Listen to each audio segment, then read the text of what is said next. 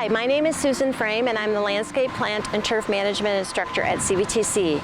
Today we're going to be talking about soil sampling. So it's good to sample areas such as your garden or your lawn either in the spring or the fall. It's going to give you a good indication if you need phosphorus, potassium, what your organic matter is, and what your pH is. Some people automatically put lime on every year. It might not be necessary. That alters the pH, and a good soil test will give you that. So I have a couple tools that we're going to look at.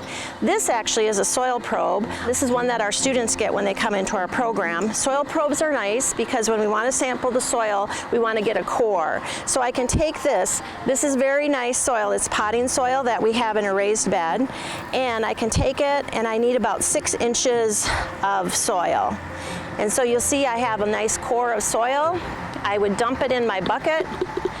And I want to go around and get a composite. So I would probably go to about 10 different places and get that.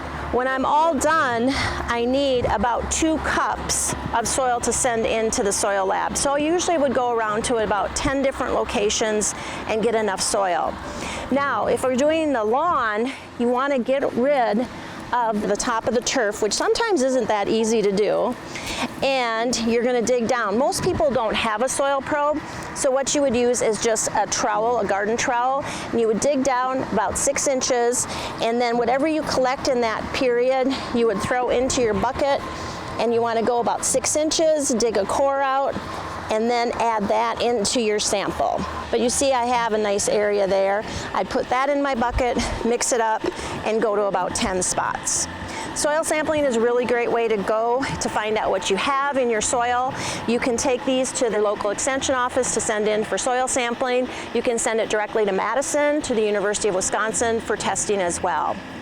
If you'd like to find out more about our program, Landscape Plant and Turf Management, visit cvtc.edu.